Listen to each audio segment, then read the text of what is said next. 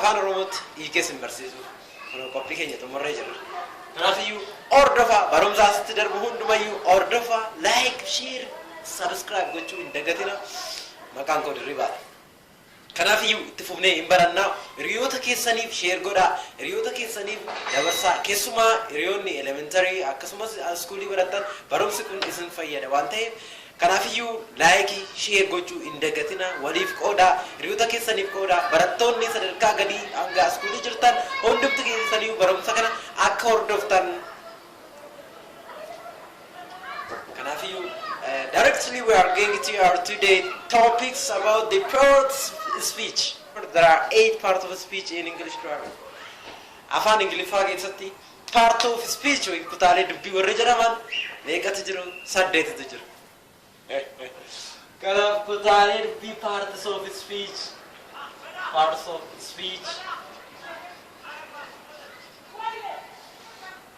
parts of speech warri jedhaman kutaalee dubbii 8tu jiru. Isaanis tokko tokkoon afaan Oromootti hiikee isinitti hima.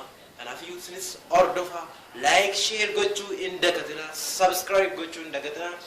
OMTVf warri haaraa taatan immoo like, subscribe godhaa. Kanaafiyyuu barumsi keenya itti fufee jira. Kutaalee dubbii parts of speech warri jedhaman 8tu jiru. Afaan Ingiliffaa keessatti egaa 8 iddoo 8tti qoodu, afaan garagaraatti iddoo 5, 6, 7tti qooduu danda'u. Kanaafiyyuu parts of speech kutaaleen dubbiin kuni bakka gurguddaa 8tti ramanii jiru. Tokko tokkoon mee hordofaa. Jalqaba noun jedhamu, pronoun jedhamu, verb jedhamu, adverb jedhamu, adjective jedhamu. Degatina. Adjective, conjunction,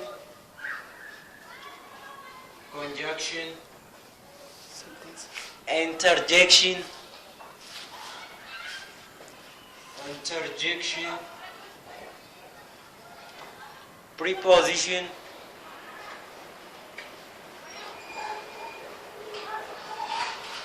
preposition, mee waliin arginu. Jalqaba noun, pronoun, verb, adverb, adjective, conjunction, interjection, preposition. 1, 2, 3, 4, 5, 6, 7, 8 isaaniiti jechuudha. Kanaafuu kutaaleen dubbii kun afaan Ingilizii keessatti iddoo gurguddaa 8tti qoodamanii jiru jechuudha. Jalqaba irratti kutaalee dubbii kana barachuun maal isin barbaachise?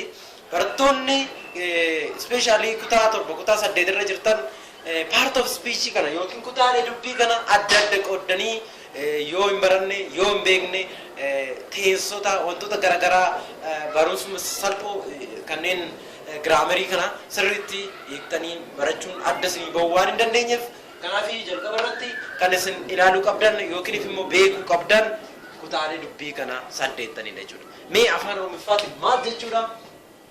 Kutaalee dubbii kana keessaa inni jalqaba irratti argamu noun jedhama. Noun afaan Oromoffaatiin maqaa jedhamee beekama. Noun jechuun maqaa. Maqaalee garagaraa jira. Maqaaleen kun immoo maal isaanii? Maqaan bakka gurguddaa. Maqaa jechuun jalqaba hiikni maqaa isaa maal jechuudha? What's noun? This noun. What's noun? Maqaa jechuun maal jechuudha? Egaa akkuma beektan wanti hundumtiyyuu maqaa qaba. Kan dur ture maqaa qaba. Kan amma jiru maqaa qaba. Gara fuulduraattis kan jiru maqaa qaba. Wanti maqaa hin qabne hin jiru jechuudha. Fakkeenyaaf sana naa fidi, sana naa fidi. Sana yoo jettan maqaa itti waamtanii fakkeenyaaf billaa naa fidi. Fakkeenyaaf sana naa fidi jechuu dandeessu maqaa isaaniitiin waamtanii jechuudha. Kanaaf maqaan jechuun maal jechuudha afaan Oromootiin? Isinitti deebisa. What's noun? Kanaafuu itti waamama wanta tokkooti maqaan. Maqaa jechuun itti waamama nama kan wanta tokko kan bineensotaa kanneen garagaraati jechuudha.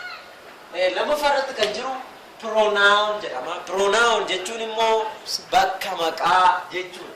Bakka maqaa yookiin afaan Oromoo keessatti kan beekamu bamaqaa. Bamaqaa jedhamee beekama. Pronoun jedhama. Bamaqaa jedhamee waamama jechuudha. Kan sadaffaarra jiru verb jedhama. Verb afaan Oromoofaatiin xumura yookiin xumurtuu yookiin xumurtuu jedhamee waamama jechuudha. Sadaffaarratti hin jiru adverb adverb jechuun ibsa xumuraa jechuudha. Ibsa xumuraa taanee kan jiru adjective jechuun immoo ibsa maqaa jechuudha. Ibsa maqaa. Sadaffaarratti inni taanee jiru conjunction jedhama. Conjunction jechuun maal jechuudha? Wal qabsiistota jechuudha. Wal qabsiistota jennee waamna. Interjection jechuun immoo raajeffannoo afaan Ingiliffii keessatti kan beekamu. Egaa wanti tokko feelingii namatti dhagahame tokko yookiin immoo miira namatti dhagahame tokko akkaataa ittiin ibsan yookiin immoo foloo kan ittiin ta'u raajeffannoodha jechuudha. Kanaafiyyuu raajeffachuu bu'aatu hin taane raajeffachuu yookiin immoo akkaataa miira ofii ittiin dubbatan ittiin ibsan. Egaa interjection kana barreessuun hin danda'amu jecha keenyaan barreessuun hin danda'amu. Fakkeenyaaf kan jedhu barreessuun hin danda'amu garuu kutaalee dubbii keessatti qoodamee jira waan ibsu qaba waan ta'eef. Kanaafiyyuu it is feeling sad no. Kanaafuu gammachuu gadda ibsa waan ta'eef barreessuu waan hin danda'amneef garuu afaan Ingilizii keessatti kutaalee dubbii ta'ee barreeffamee jira. Inni numarra jiru preposition. Preposition jechuun maal jechuudha? Iddoo wanta tokko yeroo kan ibsan jechuudha. Akkasumas kallattii warra ibsan iddoon ibsu yeroon ibsu prepositioniin kun jechuudha. Prepositioniin kun wantoota gurguddaa sadii ibsu. Isaanis iddoo ibsu, yeroo ibsu, kallattii ibsu. Let us see one by one. The first one, noun. What's the noun? The name of thing, the name of person, and the name of animals, and the name of action, and the name of idea. Don't forget. Isin maqaa jedhama. Maqaan kun egaa arra barumsa kana hunduma isin barsiisuu utuu hin taane tokko isaatiin ganaa barannaa garuu haa ta'u malee wal isin barsiisuufi. Kutaalee dubbii kana arra akka beektanii fi tokko isaanii erga beektanii booddee yeroo kan biraa tokkodhaan immoo isin barsiisaa. Kanaafuu arra kutaalee dubbii wal isin barsiiseera. Kutaalee dubbii kana 8 jechuudha. Barataan na biratti argamu jira. Barataan na bira jira. Kanaaf kutaalee dubbii kana innis barataa jira isin faana. Isinis immoo like, subscribe gochuu akka hin dagatinne. Kanaaf barataan keenya jalqaba irratti noun maal jennee turre? Maqaa. Lammaffaa irratti pronoun maal jennee turre? Bamaqaa jennee barannee ilaallee turre. Sadaffaa irratti verb xumura waan tokko yookiin immoo xumurtuu jennee. Sadaffaa irratti ibsa xumura adverb ማለት ibsa xumura jenneerra. Akkasumas adjective ibsa maqaa akkasumas immoo conjunction wal qabsiistota jenneerra. Akkasumas interjection raajeffannuu yookiin immoo miira tokko akkaataa nuti ittiin ibsuu dandeenyu. Inni dhumaa maal jennee?